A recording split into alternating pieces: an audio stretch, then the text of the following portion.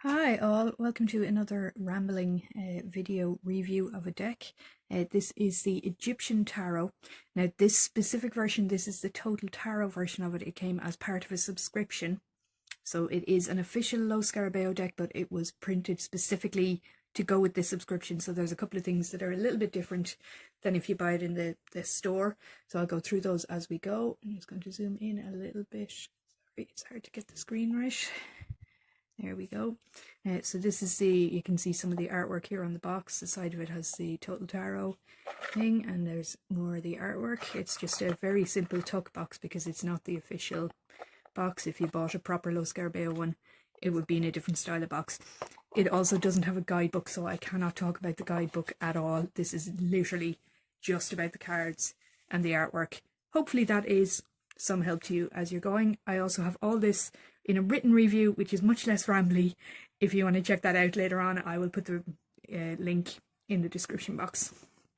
So here is the background of the card. It is technically not reversible because these background images aren't quite lining up, but you'd have to look really closely to notice that, so I think you're probably safe enough.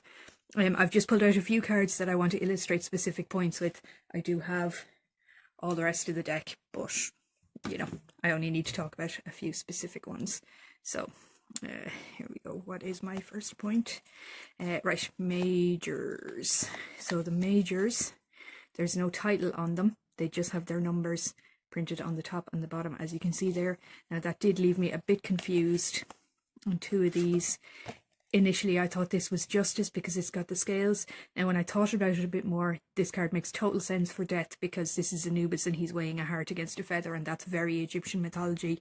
I should have got that. I didn't. I just was a little bit confused.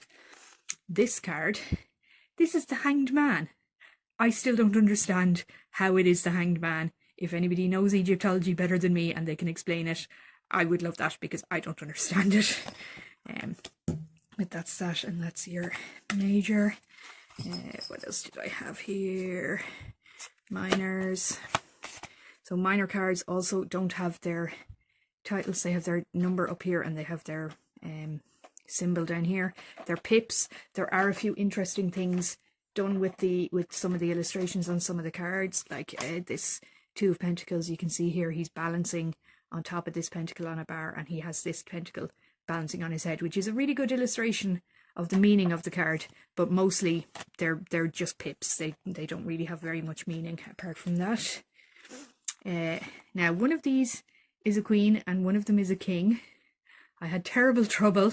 They use these little symbols on the court cards to tell you what they are, and they have the symbols down the bottom as well, but for some of the cards I couldn't tell immediately what was a king and what was a queen. It took me a little while to work it out. The rest of the courts, you can see that all the pages are doing exactly the same thing. They just have different skin colors, different accessories, which made it a bit tricky for me. And the knights here are all doing exactly the same thing. Again, just different colors. They do have their symbols, but it's harder, I think, to remember the meanings when the cards are that similar. Now, I do like the deck. I don't think it's a beginner's deck, but I do like it. I think some of the details are very clever. Like here with the Fool, we have a crocodile instead of a dog. This chariot is getting pulled by sphinxes. I think it is a clever deck. I don't think it's a beginner's deck. I was able to read it because I have some experience with cards. I think a beginner looking at this deck would be completely baffled.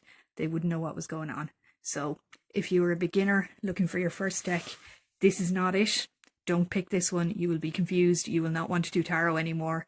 But if you have some experience and you want to expand out a bit, you want to learn some more, or you think Egyptian art is really cool and you want to study it, this is a great deck then. Definitely go for it in that case. Thanks guys. See you soon.